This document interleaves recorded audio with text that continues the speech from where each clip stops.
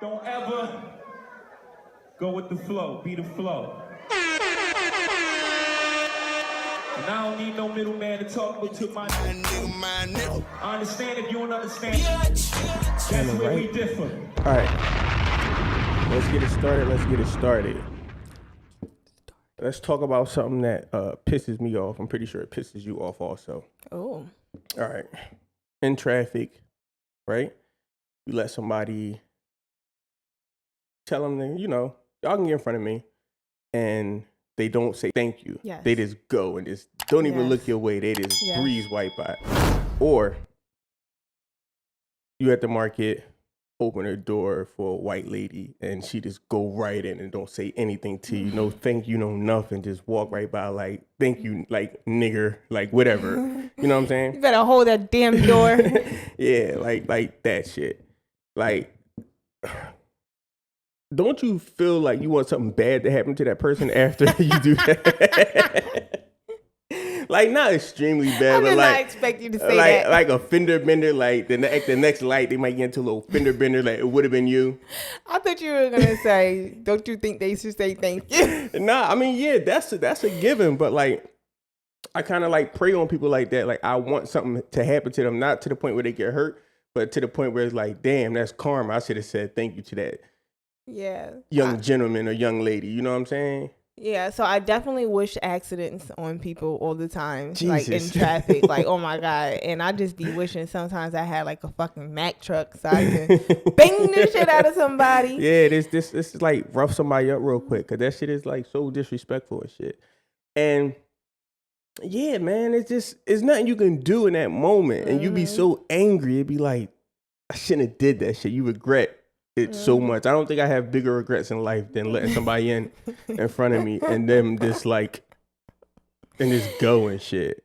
Yeah, so holding doors open, I don't think it's exclusive to old white women. I think anybody I hold the door open, like, it's kind of rude. Like, I did not have to do this. Yeah. But I think saying hello and someone not responding, that grinds my gears more than anything. Because holding the door open and somebody not saying thank you is like, okay, whatever. But if someone doesn't say hello, I'm probably gonna be like, okay, like, you okay? Like, I'm gonna actually speak up. You mean if you say hi to them and they don't say hi back? Yeah, because if I hold the door open, I'm just gonna be like, you're welcome. Yeah. But if I say something, if I say hello, I'm probably gonna make a joke. I'm gonna be like, you okay? You having a bad day? That's like a double whammy and shit. Yeah, that's pretty bad. All right, do you think it's... Because somebody once told me, like, it's disrespectful to hold a door for somebody if they're too far away. Like, it's a certain distance that you can do it. And then it's not polite where you hold the door and somebody feel like they got to jog. You know what I'm talking about? Like, when you hold the door and then somebody feel like they got to jog to the door. That's stupid. I thought about it, and I can understand why somebody would say that's kind of like a rude thing to do, because you, like, forcing people to, like, in a position. Like, if I'm 10 feet away and you hold the door for me and I got to jog, I'm not going to just walk casually to the door. I'm just going to say you can let it go. Yeah. Yeah, you know how many times, like, I'm like, nah, go ahead. People, so we live on like a mad congested block, yo. Yeah, facts. And like people be getting mad if I don't want to, like, nah, it's a two-way street that's mad busy. You letting me go over on this side, and this side, like, is coming at me all crazy. Like, don't, like, they be like throwing their hands up. Yeah, nigga, throw your hands up. Keep going. I'm good. I'm gonna stay my ass over here. No, I don't think it's disrespectful or anything. Like, you could, like, politely decline. Yeah, thank you. Facts. All right, you want to roll right into the topics? Lego. Let's go. All right, the topic. What is the topic? All right. So, how accepting should you be, or are you, when in a relationship dealing with the other person's trauma? When is it time to walk away? Yeah, I feel like that's a part of the relationship. Everybody's going to come with some type of trauma, some type of issue, some type of thing that they need to work over personality wise. I don't think nobody come into a relationship complete. So with that being said, I'm pretty, like, I know that's pretty much a part of being a partner. being a caring partner and helping somebody else grow. Not just in relationships, neither. I feel like in any type of not this intimate relationship, but any relationship period, you should be wanting to help people grow, help people with their shortcomings. Right. I think the biggest issue come in where people can't see their shortcomings, or people think you down talking them, or people think like you just being a bad person, or just like you're not trying to help. Mm-hmm. You know what I'm saying? I think that's where the biggest issues come in at. Okay. How you feel about it? All right. First of all, you just said down talking. I think and it just stuck out, and I'll answer the question. But when you just said down talking, I think that when people have traumas and they're dealing with them, first, anybody, if you're being viewed as you're down talking them, it's at that moment you should not speak on whatever you were speaking on, because obviously they're not receptive to that. And that's the big thing. I think people need to be receptive to a lot of things that's going on. Because everyone has traumas.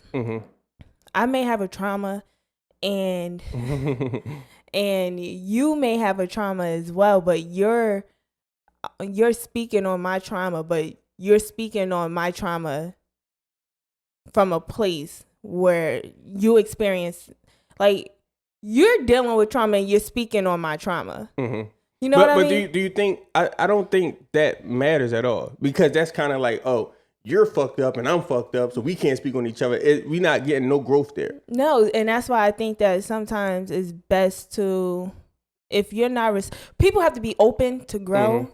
And I think that's the first step, like, seriously. But I think people probably should seek therapy before, in a lot of cases before other people, like regular people, just speak on things, because you may have like resentment towards someone. You may not like someone. You may not respect someone. You may think that they're not equipped to talk about certain things. There's a lot of different variables.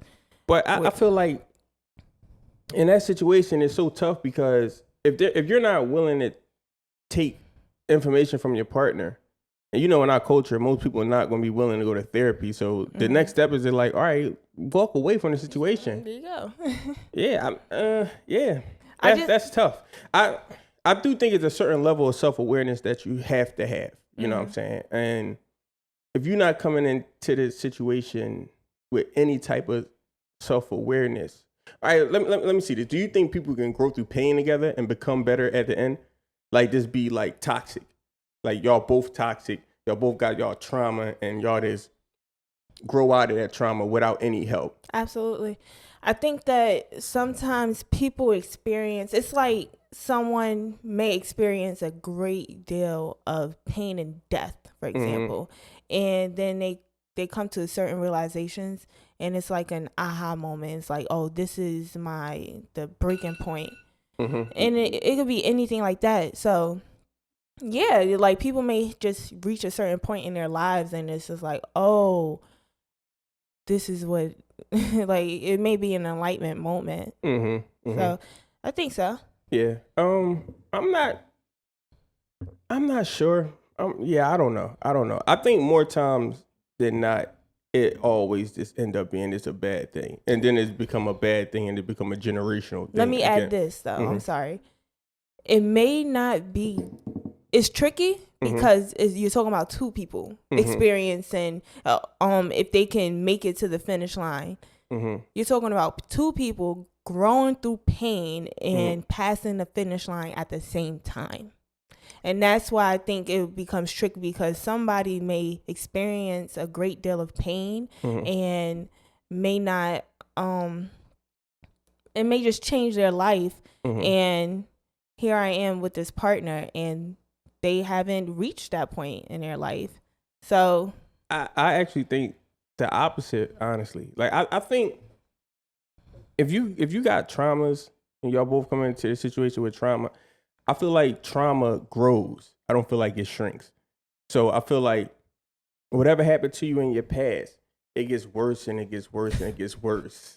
Honestly. Without seeking professional help. So if you both got trauma, y'all just like carrying on, and it's just getting worse and worse and worse. Y'all gonna keep arguing. The argument's gonna keep getting worse. And then y'all gonna start cheating on each other. Then it's just gonna become this whole big thing where it's just like y'all just attached to each other. It's probably not even really love that y'all just attached. Y'all know y'all comfortable with each other and y'all attached. And now y'all just arguing, bicker, and it just is what it is. I don't really fuck with this nigga. He at work half the day out, so it don't really matter. I'm on Instagram talking to other niggas. You know, it's just become those type situations where you don't seek help because you can't see your partner for who they really are. You know what I'm saying? You just seeing it used to be this, it's a saying like a little black snake. You know, people, I think it's in the South and shit. People say they got a little black snake in you. And that's like the evilness, you know what I'm saying? It's a lot of people have that and a lot of people don't know how to get rid of that. And then you pass it on to the kids, you know what I'm saying? And it's just not a good thing. And that's why I preach to everybody, like, go seek therapy. Even if you could be the most self-aware person in the world, but at some point we all need therapy because the most self-aware people try to help people, and a lot of times other people's problems jump into other people. You know, we all need a clean slate. Yeah. We need somebody to talk to. Yeah, everybody. So, yeah, definitely. Your therapists have therapists, but no, I think that there are certain instances like, and I could compare it to say a 16-year-old. And she has a baby and she drops out of school and they're like, oh, you got bad past. You know what I mean? Like, oh, you're fucked. But nah, like, it can be an example of, oh no, my son, my daughter, my kid changed things for me. And she can reach the finish line still. So I don't think that is, once you've gone through these experiences and it was really horrible experience, that's the end all be all. Like, you can still come out on the other side. But I think as long as you have two people who are in a relationship and they're trying for the relationship and they're both equally working towards bettering themselves for the relationship. No. Scratch that. Did not mean to say that.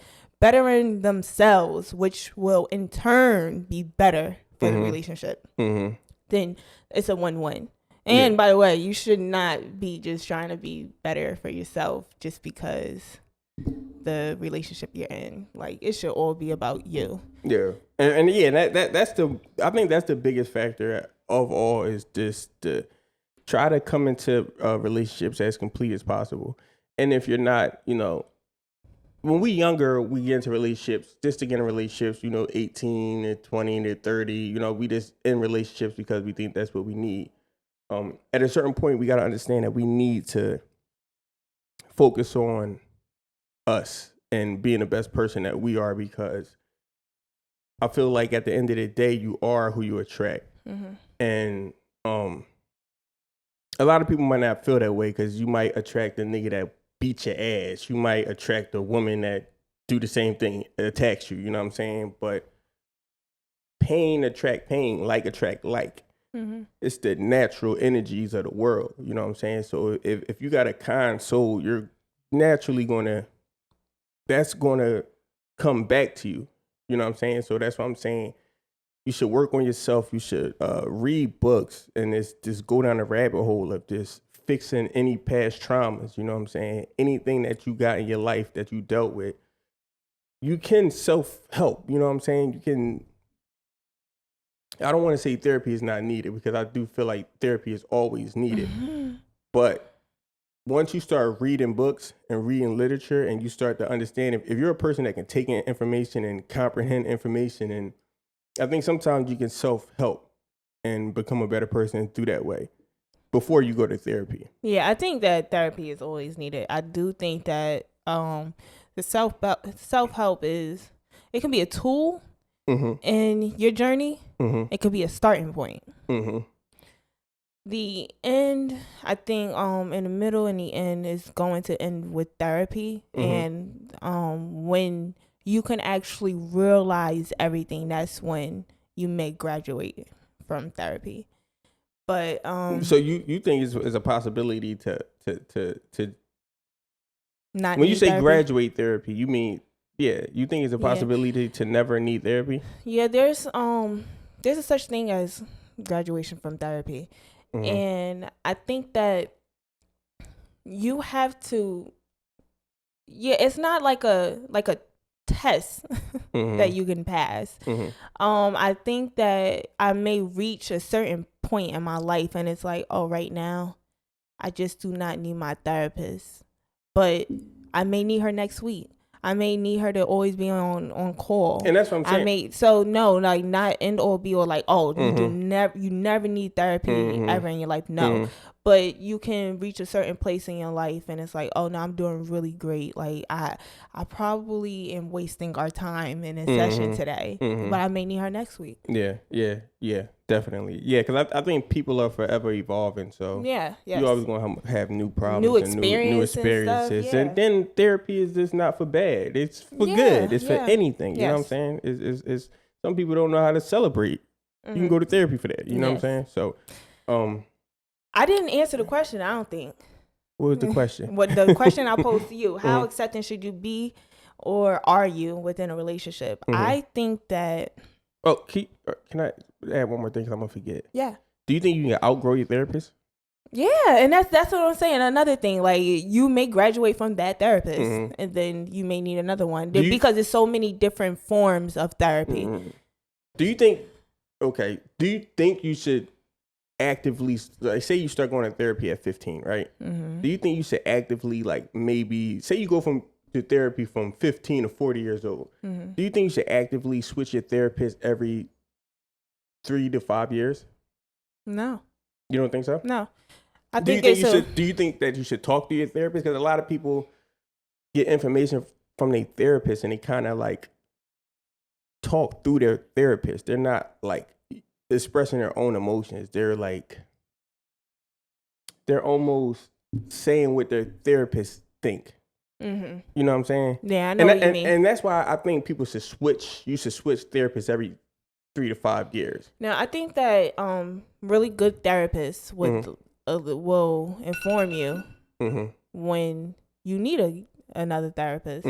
I think that the professionals that are in that field for the correct reasons and who are really good, they know. So like if you're just in it for the check, it's kind of like counterproductive because your patients are going to see like your bullshit. Like let them evolve and turn like that whole thing comes full circle. But I do think that because I find myself sometimes in those moments where I'm speaking to my therapist and she'll tell me something and then I may come tell you or whatever, and like my therapist, she checks that shit like immediately. She'll be like, no, like I just told you what to check for. You need to use your own emotions. You need to use your own words. And one thing I value in the therapy is that they can just point certain things out to you. So you got to take that aspect and let it kind of mold the rest of your life. You can't, because it's not a play-by-play. It's like, it really is just that one aspect of them pointing things out and like, so you're more aware of it in yourself. Yeah. That's good. Yeah. That's good. So, I think that you can allow certain, because everybody, as you said, everyone comes with past experiences and trauma. Show me someone who doesn't have them. But once it becomes detrimental to your health, your being, your existence, that's when it's time to cut your ties. I think that if you're in a relationship, you're going to want to help people. You're going to want to be there for people. But that's when like self-awareness, like you really do have to be self-aware. And I think a lot of people, they'll say, oh, I know me, but a lot of people don't. And I think the self-help, that's why I think self-help serves as the same tool when the therapist is like, when they let you be aware of certain things. So me telling you what my therapist said, that's the same thing as self-help. I feel like sometimes it can be, because if you're not applying it, and you're just saying, oh, I read that in this book. Mm-hmm. It could be kind of the same thing. Yeah, but what if you're applying it? What if you're applying, that's great. Mm-hmm. And but I also do feel like, though the difference between the self-help and the therapy is specific to you. Like these are your own thoughts, your own emotions. But when you're reading self-help, it's like it's so general. It's like, oh, it's hard to point out specific it's situations. not personalized. Yeah. And your therapist, that's your self-help book. Yeah. You know? Yeah, you get a lot of gems with going through therapy that you won't find in self-help books. And it'd be like aha moments. Yeah. I believe you get aha moments in self-help books, but I do like when you personalizing it in therapy, it's definitely it's a step up. Yeah. If you got the right therapist. Yes. But I think when your problem begins to become my problem, that's when it's like, all right, like let's fix this now. Like, let's cut it off at the head. Yeah. Yeah. Yeah. Let's cut it off at the head. But if you're constantly making your partner's your problems your partner's problem, like it's just not fair. Like, and at the point, if you're just in the stage of dating, why the fuck should you have to take on your partner's problems constantly? It's not fair. I really don't think it's fair. And that comes along with tearing down the people that's helping you, and that's another theory of the like we love people that hate us and hate people that love us. And that could be a big issue too, and that's a whole another situation in itself. You know, this shit is so deep. You know what I'm saying? That's why I just feel like therapy is needed, because to really put all this stuff together in your head and all the traumas that you went through life, and just to understand like, oh, this is why I do this. This is why I do that. Is really, really, really difficult. And sometimes you don't notice those things that you do because they just become such habits in your everyday life. Yes. Even I had a session this morning, right? And the start of our sessions, a lot of times I say, I feel great. I don't have anything to talk about. And she just was like, great. Well, let me prompt you. And she starts to ask questions. And by the end of our sessions, I still feel good. But it's tweaked. It's like, oh shit, I thought I had that figured out and I didn't. Yeah. So I think a lot of times as people, we think we have shit figured out. And therapy will expose the shit out of you. It really, really will. It will humble you in so many ways. It will just, you know, it's a lot of things that I've suppressed myself due to trauma, and it will really uplift those boundaries, those barriers, and all of that, and you'll find yourself becoming like a whole new person. Seriously, it's so great. Yeah, once you just strip down the barriers and like, you become free. And I've been to therapy one time. I definitely need to go again. I need to find a therapist like ASAP Rocky. But yeah, I mean, the one time that I did go to therapy, I went for like 3 weeks straight, and I was in a really rough time in my life, like really, really bad time in my life, and therapy was a turning point. I was blaming myself for everybody that passed away. It was just, I knew it was sick because it's like a lot of the things is like I had nothing to do with, but I would blame myself like, damn, this person wanted to come here and they didn't end up with me that night, or this anything. And it was one situation, and the therapist just said something to me, and it clicked. You know what I'm saying? And it was just like, damn, none of this shit is my fault at all. You know what I'm saying? Like none of it. Like it just don't have anything to do with me. And I would like to believe that it saved my life because I was in such a dark place. I'm not saying I would have hurt myself, but you know, I could have ended up on some type of pill to suppress things. I could have been on alcohol, or you know, this. I felt like I was going down the wrong path, and that last session changed everything for me. So I do understand the importance of therapy, and now I feel like I'm I'm an extremely self-aware person, and I'm, clear-headed, and I know the direction I'm going in, but I still need therapy because sometimes I could be my own worst. I can get in my own way. You know what I'm saying? Right. Yeah.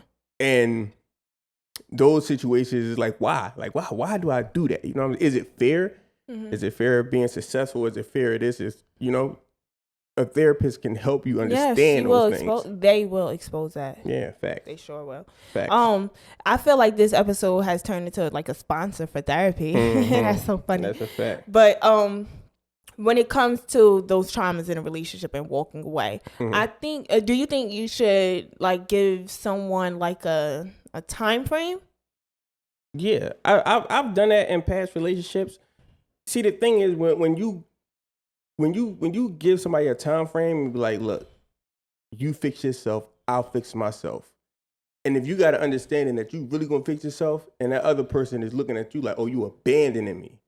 You know what I'm saying? So it's just like. Yeah, I understand, but I'm talking about a time frame where not break up, fix yourself. Let's have a break, come back together. A time frame like, listen, this things have been going bad for X amount of time. Like, listen, if we ain't good by June, I'm out. No, I don't think no, because say you got 30 years of this shit in you. You can't just shed it in 12 months. You know what I'm saying? Sometimes it just take, you got to be willing. That's what I'm saying. You got to be willing to know. You got to understand what you're taking on. And then you got to be willing to take on that shit. You know what I'm saying? So, if you down for the person, you got to thug it out. I think if the person is going to therapy and taking in the information and understanding what they're hearing, I think you can become a really, really, really good version of yourself within a year and a half, 2 years. Yeah. I think that you have to realize if someone's trying to bring you down, realize that and get the fuck out sooner than later. Fuck that. I'm down for you. I've been in a relationship where it's like, all right, I know you have abandonment issues. I know your traumas. I know why you're fucked up. Listen, knowing or not, fuck that. Like, save yourself. Like, this is not. I'm sorry. Would you go ahead? This is not like, I don't want people to be like, oh, I'm gonna take my boyfriend to therapy and he's gonna change. If somebody on demon time, they on demon time. Like, straight up. If somebody on demon time, they on demon time. You can't save everybody. You know what I'm saying? If you suggest therapy to somebody and they like, the fuck, I look crazy. Like, if you can't talk somebody into getting help or helping themselves, you need to walk away from that situation because that energy will jump in you and you will start to spiral and you will be in a bad situation that you might not be able to get yourself out of. So you got to realize when people are not willing to change, when people brush things off, and when people just display the same bullshit behavior without, and you can't go for them sob stories. You know what I'm saying? Like, I was this and I was this and you don't understand. And you know what I'm saying? Like, when people start giving them sob stories to make you feel bad, like, oh, let me continue to try to help you. No, because you're going to end up fucked up. You're going to end up down bad. Straight up. Yeah. And even if like the person is willing to change, this is certain things where it's just unacceptable. And that's why I think that people need to have clear cut boundaries. So if I'm not going to allow cheating, let's use you know what, I don't want to use cheating. Let's say stealing. I do not allow that, like, no form of it at all. Like, if we live together and you're going and I say, listen, if you ever steal from me, like, it's over. That's a random example, guys. If I have, why are you laughing like that? Yeah, that's some wild shit. Somebody like stealing from your boyfriend or girlfriend. Yeah, and I had that in place, and then it's like, oh, he was going through something. And when he was a kid, his mom stole from him. I'm like, no, like you set that boundary when you first got into a relationship. Like, stand up for yourself and like just dip up out of there, because that's a that's a crazy ass trait. Yeah, and that's another thing. Like, don't go into situations knowing that you gotta like have a list of boundaries that you know is like non-negotiable. Like, this is not negotiable. You can't be doing this. You can't steal. You can't let's say you can't sell drugs, and you can't, like, just have a list of morals, because I understand trauma, but there also a such thing as morals, and if you don't have morals, like, that's an issue in itself. Like, I stand on morals. Like, I stand on that shit. You know what I'm saying? Like, you don't do certain things to other humans, and I believe in it. So you can't do something to me and then blame it on your mom beating you as a kid. You can't do wild shit to me and blame it on some shit from it. Get the fuck out of here. You know what I'm saying? You should know better as a human. Absolutely. As a grown human. Facts. And I think a lot of people, like, they use these experiences and traumas for excuses, and that's exactly what it is. It's a fucking excuse. Yeah. And like, if you're not a good person, you're just not a good person. Period. And just because you love someone does not mean that you love them any less. You need to love them from over there. Like, get away from me. You got to remove people from you. You cannot try to elevate and have people around you, especially like partners, and how Black people seem to coexist, how we cohabitate with our partners. You can't have that shit around you. Like, it's literally no way to elevate. Facts. And that's a perfect point, man. Like, that's the number one decision that you're gonna fucking make in your life. Your partner is the number one, like, decision that you're going to make, because that choosing the right partner is the difference between failure and success. Point blank, period. You know what I'm saying? If you trying to fly and your partner's saying, oh, no, you need to be home watching a movie with me right now. You don't need to be out in that studio. You don't need to be out doing whatever you do for work. Getting this money. You know what I mean? You should take a pay cut to spend more time with me. Yes. You know what I'm saying? You got to understand, if you got ambition, your partner need to have ambition, or allow you to have your ambition and not make you feel guilty about being an ambitious person. That's the number one thing. So just make sure you with the right person. If you're not with the right person, leave today. Yo, seriously. It's funny because I don't have children, and I just I started an Instagram, and like, people just start finding. Oh shit! I wanted to say this. Yo, what's the purpose of? This is total side note. I'm sorry. I'll get back to what I was saying, but what's the purpose of Instagram or social media? To be social. Okay, that's it. All right, I'm sure there's other things. But the objective is to socialize. All right, now. I started a social media page because because of how into fitness I am.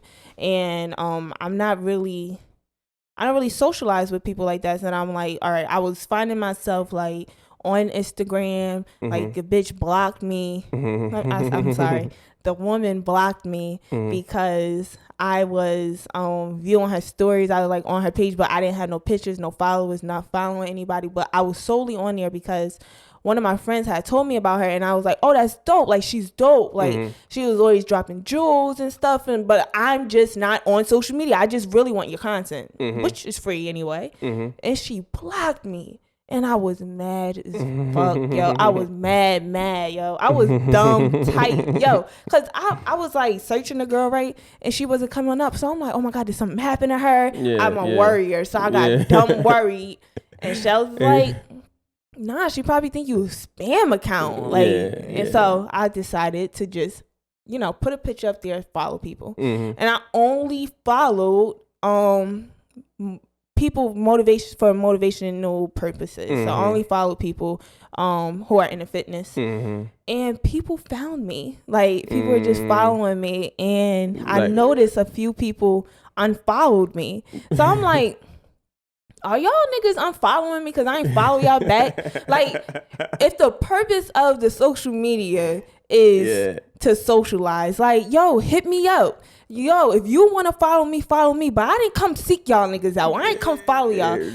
If you gonna follow me, follow me. And if you want to, cause I've been MIA off the grid for 10 years and you want to see what the fuck is up with E, you can see, but I'm not gonna follow you back because I'm not on there for that. You know the funniest shit is you don't understand social media etiquette.